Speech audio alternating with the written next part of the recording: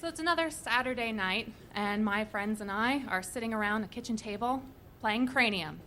Again. Now, I figured after we'd graduated from high school, there would be less Cranium and more, I don't know, college preparation? You know, staying out too late, going off without our parents' permission, and maybe, just maybe, one of us would actually be able to swipe some booze, and then we would get to experience that before we were off living in dorms. Because you see, my friends and I went to Laguna Beach High School, yes, of MTV fame. Now, this meant that the really popular wealthy kids would throw these crazy parties when their parents would go out of town, courtesy of mom and dad's unmonitored liquor cabinet. My friends and I were not invited to those parties. No, we were the 4.0 GPA teachers' pets, and we cared more about extracurriculars than socializing. And so we had graduated from this high school notorious for drug and alcohol use and had experienced neither of it. In my humble opinion, we were woefully underprepared for college. I intended to fix that. Don't you guys get tired of playing this game every weekend? I asked them that night. I mean, we should be out. We should be on a road trip. We don't do road trips, my best friend Kevin says, patting me on the back. Besides, there's plenty of time for that in college. Now, I figured that was the end of it. So you can imagine my surprise when about a week later I get a phone call, and it's Kevin, and he tells me to pack a bag. We are going camping. I'm sorry, I say.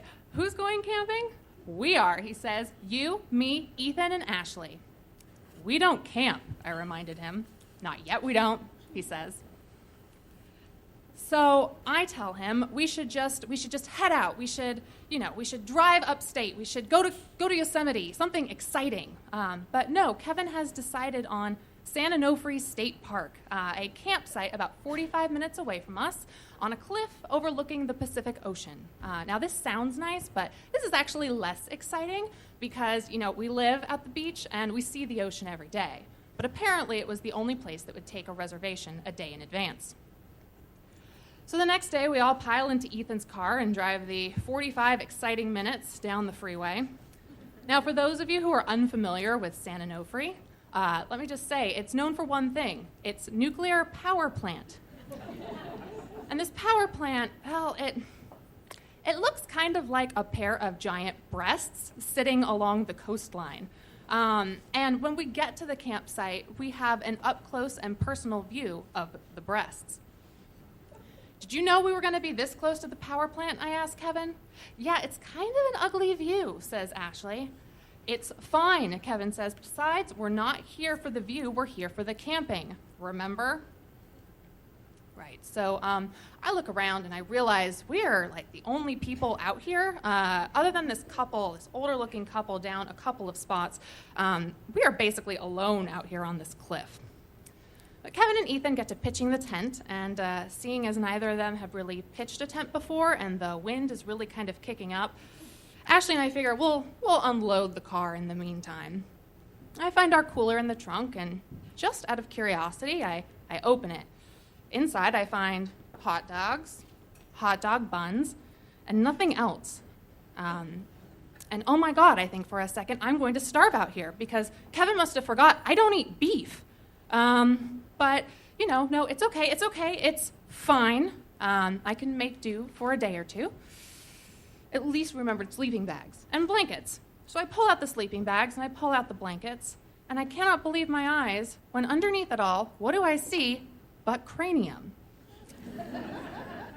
And after everyone's done pitching the tents, that's all anyone wants to do.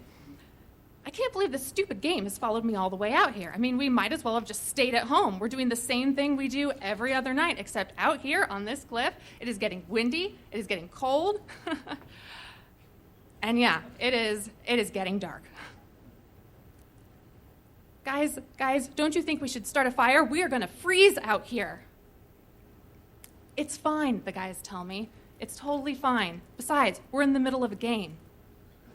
It's not until we're passing around the one flashlight that we have brought with us to actually see the board that they realize, we should probably do something about this light situation. So we get our pile of wood and we throw it into the fire pit. And Kevin strikes a match, because we brought matches. And he throws it into the pit. Nothing happens. He strikes a second match, and a third, and a fourth. Hey, don't we need some kind of kindling? Ashley finally says. Yeah, kindling, right, okay. So now we're scrounging around on the ground in the dark, looking for leaves, twigs, anything we can get our hands on that'll get this fire started. We toss them into the fire pit. Kevin lights another match and throws it in, and, well, the leaves catch fire, and then the twigs, and all right, okay, we're saved. And then slowly the fire goes out. Oh my God, I suddenly scream, we're gonna die out here and no one's gonna know. Calm the fuck down, Kevin says. It's fine. And he goes over to the car and scrounges around in Ethan's glove compartment, and he comes back with this wad of paper. Are those my maps? Ethan says. Don't burn my maps. Dude, why do you have 5 maps of California? Kevin says as he starts unfolding the maps. They're different parts of California, Ethan says. Don't burn my maps. But Kevin has already tossed the maps into the fire pit. These maps are our only hope. Kevin strikes the last match that we have and throws it in. The maps go up in fantastic flames. 5 minutes later, the maps have turned to ash. The wood, still there, unscorched. Now, before I can freak out again, we hear laughter. It's that older couple, down a couple of spots, and the guy's holding a Duraflame log in one hand and a lighter in the other. Need some help? He asks. And before we can respond, he's wedged the Duraflame log under our wood and lit it. Ethan manages a weak "thank you," and the two walk off arm in arm, stifling laughter. We head for home the next day. Our little experiment into adulthood is over. And as I'm lying there later that night, I can't help but think of all of those Laguna Beach high school kids and the crazy parties they must be throwing. Not that I think I would have actually wanted to go to those parties, but at least it would have been better than sitting home alone on a Saturday night. And then my phone rings, and it's Kevin. What you doing? He asks. Not camping, I reply. Well, we're all over at Ethan's, he says. Want to come play some Cranium? And as I got into my car not 5 minutes later, I couldn't help but think, maybe we could indulge our Cranium tournaments just a little bit longer. It was the beginning of summer, and after that, there was college, and there would be plenty of time for adventures then. Thank you.